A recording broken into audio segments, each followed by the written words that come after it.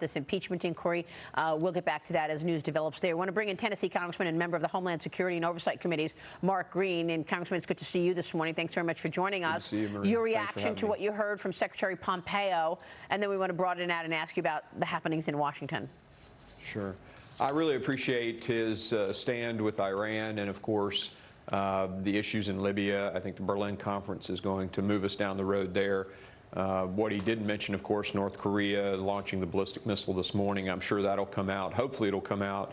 There'll be a question on that. And then this impeachment mess. I mean, his comments recently have been very strong, and I really appreciate his stand there. So we've been talking about that this morning, and we want to get your take in terms of how this progresses, why there hasn't been an overall House vote to actually vote to launch the inquiry, and is this all about just putting on a show, which is what Andrew McCarthy just said when he came on the show. The Democrats just putting on a show to try to delegitimize President Trump. Absolutely, Maria. This is a travesty of democracy. I mean, every single member of that House, the People's House, represents 800,000 people. And when we vote, we're letting the voice of the American people be heard. Yet the tyrannical leader of the House, the Speaker of the House, is not letting us have a voice in this issue. She's just initiating this inquiry, which really isn't official, because we should have the opportunity to vote. The process is we vote, and then the committees go to work forming articles of impeachment and doing their investigation. We're not doing it that way because there are 31 Democrats sitting in seats that Trump won, and they don't want to put those individuals on the hot seat. They're afraid they'll lose those seats, lose control of the House. So she's going about this without letting the people have a voice or a say in it. And that is a threat to democracy. It is insane. It's crazy. I can't believe it's happening. Leader McCarthy has tried multiple times to force a vote, and they keep tabling it so that they don't have to vote. It's terrible. It's egregious. It should not be happening in America. Congressman Don Peebles. Good morning. Doesn't Congress have more important things to do to move the country forward? Don't Americans have other very pressing issues right now? And are any of those things being addressed in this Congress? So I'll give you an example. I have a bill that would help rural hospitals. I think everybody knows I'm a physician, I'm a businessman. Congressman, stay with us for one moment. I'm sorry, we want to get back to Italy because the Secretary just got a question on Ukraine. Let's hear his answer. Are the accounts that we've all seen of it, including the transcript or partial transcript released by the White House, accurate and complete? And if you were on the call, did you hear anything on that in the conversation that raised a red flag, anything inappropriate, or anything that gave you any concerns? And then secondly, you said last week that you, as far as you knew, everyone in the State Department had acted appropriately in regards to Ukraine, including yourself. And so is that still the case? Is that still your belief? If it is, why object to the demand for deposition from the House committees on the Hill? And then do you have any concerns at all about what the State Department Inspector General is going to be briefing to Hill staffers later today? Thank you very much. Thanks, Matt. I'll try to answer questions 4 through 7 first, and then 1 through 3 after that. Back to first principles. The predicate of your final question about objecting to what the folks on Capitol Hill have asked is fundamentally not true. What we objected to was the demands that were put that are deeply violate fundamental principles of separation of powers. They contacted State Department employees directly, told them not to contact legal counsel at the State Department, as that's been reported to us. They said that the State Department wouldn't be able to be present. There are important constitutional prerogatives that the executive branch has to be present so that we can protect important information. So our partners, countries like Italy, can have confidence that the information that they provide the State Department will continue to be protected. And so the response that I provided to them was one that acknowledged that we will, of course, do our constitutional duty to cooperate with this co-equal branch. but we are going to do so in a way that is consistent with the fundamental values of the American system. And we won't tolerate folks on Capitol Hill bullying, intimidating State Department employees. That's unacceptable, and it's not something that I'm going to permit to happen. As for was I on the phone call, I was on the phone call. The phone call was in the context of, now I guess I've been the Secretary of State for coming on a year and a half. I know precisely what the American policy is with respect to Ukraine. It's been remarkably consistent, and we will continue to try to drive those set of outcomes. It's what our team, including Ambassador Volker, were focused on, was taking down the threat that Russia poses there in Ukraine. It was about helping the Ukrainians to get graft out and corruption outside of their government, and to help now this new government in the Ukraine build a successful, thriving economy. It's what the State Department officials that I've had the privilege to lead have been engaged in, and it's what we will continue to do, even while all this noise is going on. Okay. Chris O'Day, National Review.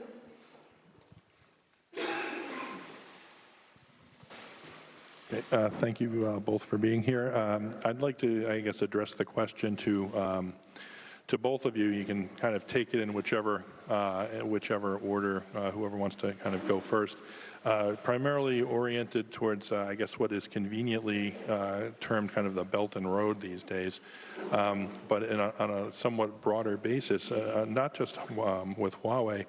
But does the U.S. have any specific plans, in terms of how to counter China's investment in these major critical infrastructure assets? And I ask that here because it seems like there is a very wide degree of those assets that are financed or operated in Italy by Chinese companies, particularly in ports and Vado, obviously in Trieste under the new BRI memorandum that was signed, bridges, roads and highways as well. So it seems like a great deal of Italy's economic infrastructure is kind of moving in the direction of sort of Chinese influence, and the I guess underlying point is those types of things tend to require the Chinese companies to work very closely with Italian government and financial institutions and get more deeply embedded in the way decisions are made and the way budget and resources Thanks, are allocated. Chris. We are watching the press conference in Rome. We just heard Secretary of State Mike Pompeo has said that one of the issues was that the Democrats contacted staffers directly in the State Department and told them, don't hire your own legal counsel. I just want to point out that did not work out well for Carter Page. That's what they did to Carter Page in 2016. They told him, come in, we want to talk to you. Don't have any legal counsel. And then they wiretapped him. This goes right back to what Andy McCarthy was talking about, though. Again, this is not a formal process. This is a show, and it's a stunt by Congress to use this as a political weapon. We won't tolerate the bullying and intimidation of State Department employees. Congress is a co-equal branch of government, and what they're doing violates the separation of powers, according to the Secretary of State. Absolutely Who do these people think they are? Look, the American people need to stand up to this, and it needs to start showing up in the polling. What's going on here is ridiculous. It's horrific. It's anti-American. This is. I can't believe what's going on in Washington, D.C. right now. It's absolutely extraordinary. And we are talking this morning with Congressman Mark Green. Congressman, your reaction to what you're hearing here, as well as you were in the middle of a thought on Don Peoples' question of doesn't Congress have better things to do? You've got a lot of things hanging in the balance. Yeah, I mean, you look at the Belt and Road issue that they're talking about right now. I mean, there are incredibly complex issues facing America and facing the world, and China's Belt and Road Agreement with Italy is very concerning. I'd love to dig into that. But I'll give you another example. I have a bill that would save rural hospitals. It's a 35-mile exclusion and access to critical access dollars. and yet I can't get that bill heard. I even have a Democrat committee chairman who has signed on to co-sponsor the bill. I can't get that bill heard to help rural hospitals in America because the committees are all tied up investigating this president and investigating with no authority from the House itself. So the people of America have no voice. She has shut that down and basically initiated this process on her own as the Speaker of the House. It's unconscionable, and as someone said earlier, un-American. Congressman, I think the Democrats, though, would argue that something similar, the obstruction approach, was what was confronting Barack Obama. So when Barack Obama was president and Republicans had control of the Congress during his term, there was obstruction as well. Is this the new way politics is done, and we have lost a bipartisanship way of governing? Is this what we can see going forward, or how do the American people get their government to work for them? You elect Republicans. That's how you do it. Because you look, when we had control of the House, we passed tax reform that has blown this economy up. We passed in the House, at least, health care reform and sent it over to the Senate, and there was a little hiccup over there. But we did things when we had control of the House, and that's what needs to happen. We need to take back control of the House.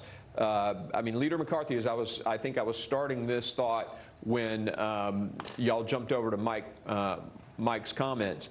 You know, Leader McCarthy has tried multiple times to get a vote on this issue so that the people's voice can be heard in it.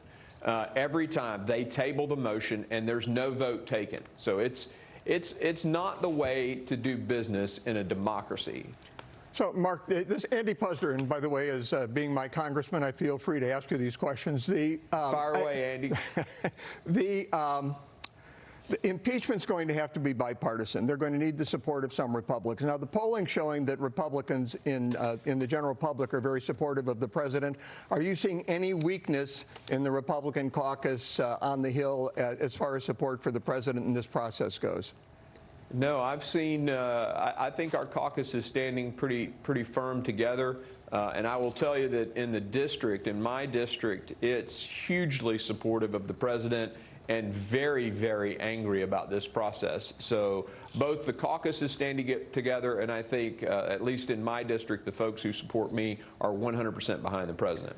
Do you think USMCA has any shot of coming to the floor? I mean, is that one of the priorities? Are you going to vote for it if it does, and do you expect it? Absolutely, I'd vote for it. It's a great deal. Even liberal economists have said that the USMCA would produce 200,000 plus jobs in America. I mean, it is a fantastic agreement for farmers. It even helps union members, people that, you know, typically Republicans, you know, have not reached out to. But I mean, this is a fantastic opportunity, and we have to get it passed. I'd absolutely support it. Do I see it happening? No, I don't have a whole lot of hope that the Democrats are going to do anything but investigate the president. I told the president the other day he needs to go find his lemonade stand permit from when he was 12 years old, because they're coming after that too. Wow. This is an extraordinary moment in time, Congressman. It's unbelievable. Yeah, it is unbelievable, and we'll see how the voters react. I mean, it looks like the president's not having any trouble raising money, but, you know, there's an election next year. We'll see how that plays out. Congressman, good to see you. Thank you. Thanks. Mark Green joining us there. We'll take a break. When we come back, we're talking about big...